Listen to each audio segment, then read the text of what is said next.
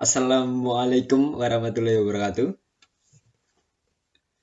Waalaikumsalam warahmatullahi wabarakatuh. Selamat pagi, Mas Andika. Silahkan duduk, silahkan menempatkan dirinya terlebih dahulu. Baik, terima kasih. Oke, baik, Mas Andika. Eh, Sebelumnya saya ucapkan terima kasih kepada Mas Andika sendiri karena telah datang dan juga menyempatkan hadir pada pagi hari ini dan juga telah mempercayai kami untuk kedua kalinya di dalam sesi konseling pada pagi hari ini. Seperti sebelumnya, Mas Andika, karena ini sesi konseling kedua yang Mas Andika hadiri, nanti silakan Mas Andika bercerita mengenai masalah Mas Andika yang dirasakan saat ini, karena semua hal yang Mas Andika ceritakan nantinya akan kami jaga kerahasiaannya. Tentunya informasi yang Mas Andika nanti sampaikan akan saya dan tim konseling yang tahu, yang hanya tahu. Jadi kerahasiaan Mas Andika tetap terjaga seperti yang saya ungkapkan ketika pertemuan pertama kali. Begitu yang Mas Andika. Iya, Mas. Baik, Mas Andika, langsung aja bisa diceritakan apa yang membuat Mas Andika datang lagi membuat janji kepada kami pada pagi hari ini. Kalau untuk masalah masih sama sih, Mas. Gak ada bedanya sama yang si pertama waktu itu. Ke awalnya saya masih bingung pemilihan jurusan kuliah ya. Dengan masalah yang baru ini, saya kan udah kuliah nih di UGM Fakultas Kedokteran.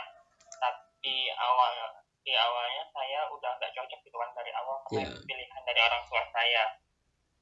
Jadi saya kalau ke kampus tuh rasanya kayak udah mulai males-malesan gitu, Mas. Oh iya, terus malas-malasannya itu seperti apa yang Mas Andika rasakan? Ya karena malas-malasan itu jadi apa ya? Jadi nilai IPK saya tuh di kampus tuh jadi turun juga. Jadi saya terkadang merasa tertekan gitu, Pak. Baik, Mas Andika, sepenggal ya tadi dari Mas Andika ceritakan. Saya mengerti kok apa yang Mas Andika alami, apa yang Mas Andika rasakan. Seperti itu tidak mudah bagi Mas Andika sendiri jika kita dipaksa untuk belajar, untuk menyukai apa yang seharusnya tidak kita sukai karena bukan dari keinginan kita gitu kan. Dulu juga saya pernah seperti itu, Mas Andika. Saya nggak suka buat belajar matematika. Bagi saya itu membosankan. Terus menurut saya itu matematika hal yang terlalu rumit bagi saya.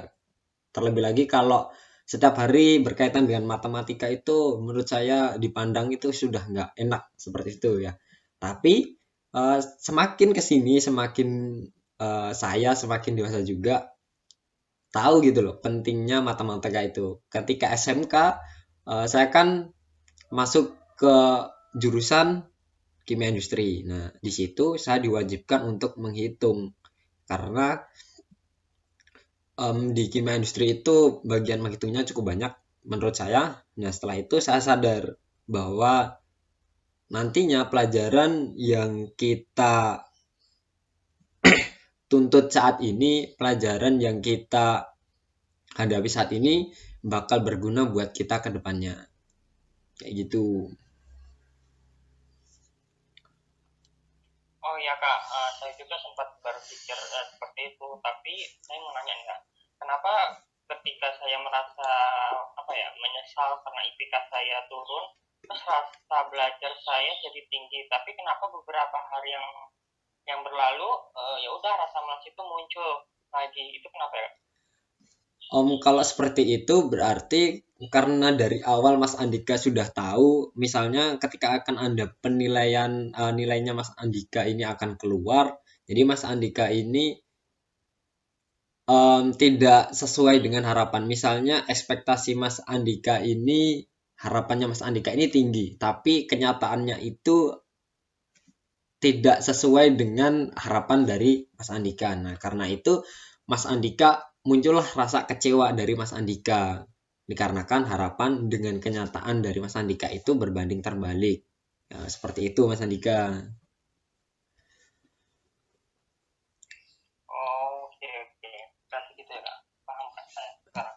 Ya, untuk sekarang apa yang Mas Andika rasakan? Tadi kan Mas Andika juga bilang bahwa ada perasaan tertekan dan juga IPK-nya itu menurun. Nah, apa yang Mas Andika rasakan ketika IPK-nya turun dan keadaan tertekan saat perkuliahan ini berlangsung kayak gitu? Yang saya rasakan itu tentu apa ya, rasa bersalah sih ke diri saya sendiri karena saya nggak mampu maksimal gitu. IPK saya turun, apalagi nggak cuma rasa bersalah terhadap diri saya sendiri, tapi orang tua juga, karena kan orang tua berharap saya pastinya mendapatkan nilai yang tertinggi, yang terbaik lah minimal, Ya, benar. memaksimalkan yang telah diusahakan oleh orang tua gitu. Tapi ketika ada pengumuman nilai saya turun, ketika saya turun, nah situ jujur rasa tertekan itu muncul. Itulah yang membuat saya tertekan. Berarti hal-hal tersebutlah yang membuat Mas Andika itu merasa bersalah dan tertekan. Saya juga mengerti ketika hal seperti itu terjadi kepada seseorang, apalagi Mas Andika sendiri yang secara langsung mengalami hal tersebut. Nah, dari pengamatan saya, semua yang Mas Andika ungkapkan tadi, perasaan yang dikhawatirkan Mas Andika, terlebih ketika merasa tertekan, rasa bersalah, dan khawatir ketika orang tuanya Mas Andika ini kecewa terhadap Mas Andika. Nah, Mas Andika juga takut terhadap sikap yang muncul dari orang tua Mas Andika itu sendiri. Karena mungkin Mas Andika juga berpikir, oh ya nanti takutnya saya mengecewakan orang tua. Padahal ini pilihan dari orang tua saya sendiri. Iya kak. Nah, ketika Mas Andika kuliah itu, bagaimana perasaan Mas Andika pada saat kuliah? Ketika pada saat kuliah ini kan misalnya Mas Andika bermalas-malasan nih. Nah, apakah yang dirasakan Mas Andika ketika saat kuliah tersebut? Kalau perasaan ya mas. Iya. Kalau perasaan sih ya biasa aja sih kak. Tapi karena ini di awal ini bukan pilihan murni dari saya, jadi saya malas-malasan ketika di kelas, dan kalau mau belajar tuh jadi kayak malas kalau mau belajar karena ini kayak bukan bidang saya gitu. Saya masuk ke sini karena pilihan orang tua, tapi terkadang saya juga belajar ketika saya mau untuk bahagiain dua orang tua saya. Saya nggak pengen buat orang tua saya kecewa juga kak. Oke oke, saya paham saya paham. Mengenai, dari tindakan Mas Andika, tadi kan, seperti berada di kelas itu males-malesan, terus, belajarnya, agak ya mau-mau, tidak-tidak. Jadi kayak, "Saya ingin belajar tapi kok malas ini, karena itu bukan passion saya." Seperti seperti itu. Terus, apakah Mas Andika ini sadar, bagaimana akibat dari tindakan Mas Andika ini ketika Mas Andika bermalas-malasan bagi diri Mas Andika dan orang tua Mas Andika sendiri. Iya kak. Saya menyadari, saya tuh eh, saya menyadari bahwa saat saya mengalami sendiri, sampai saya bikin orang tua saya tuh kecewa dengan diri saya. Terlebih lagi tindakan saya yang bermalas-malasan untuk belajar ini tuh hanya karena ini bukan pilihan saya, jadi saya kayak ibaratnya saya seenaknya diri saya sendiri gitu. Padahal jika dipikir untuk kedepannya, masa depan ini juga buat saya juga, bukan buat orang tua saya gitu. Berarti ada rasa ada rasa bersalah sendiri juga dari Mas Andika sendiri. Nah, kayak gitu ya Mas ya. Nah, eh, Iya Kak. sekarang Mas ini kan udah tahu bahwa hal tersebut ketika kita bermalas-malasan itu merugikan bagi diri Mas Andika tersendiri. Apalagi kuliah ini kan terkait dengan masa depan Mas Andika. Walaupun hal tersebut pilihannya itu bukan karena Mas Andika sendiri. Nah,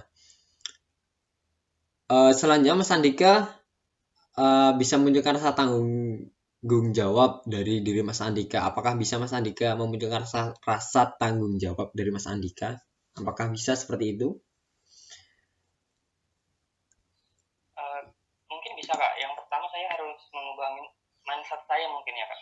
Eh, Mengubah mindset saya kalau hal ini tuh untuk depannya itu buat saya sendiri. Ketika saya sukses, saya juga dapat membanggakan kedua orang tua, ya. Terus belajar dengan ikhlas dan sabar gitu. Oke, berarti Mas Andika sudah menemukan solusi yang menurut Mas Andika ini baik bagi Mas Andika dan kedua orang tua Mas Andika. Nah, untuk selanjutnya Mas Andika kan sudah tahu nih permasalahan terus solusinya. Nah, menurut Mas Andika kesimpulan yang bisa kita dapat dari sesi konseling ini pada pagi hari ini itu apa?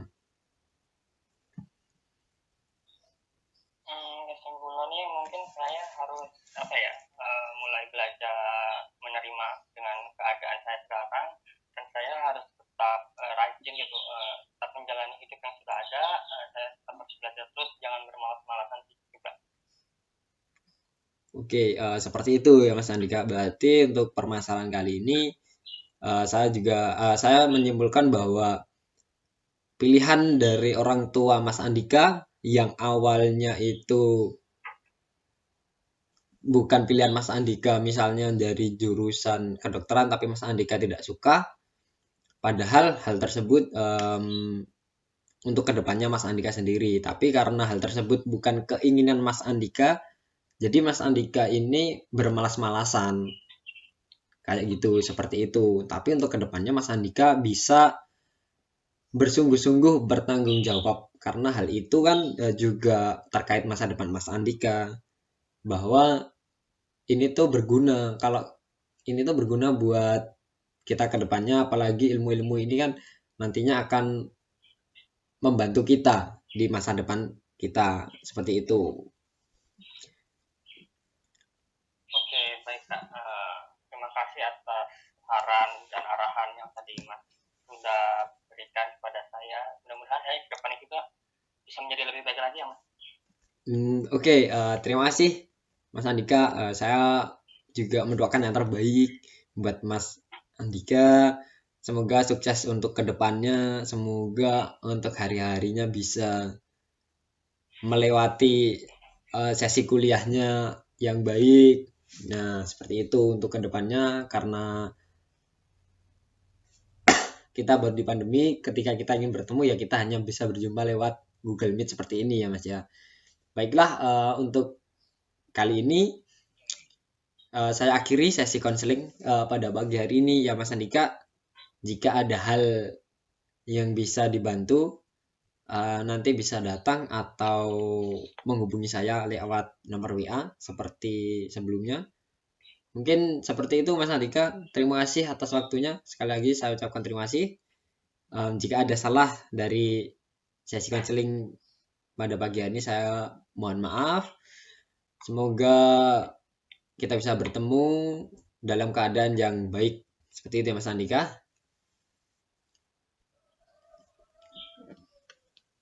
Oke, saya tutup Mas Andika. Assalamualaikum warahmatullahi wabarakatuh.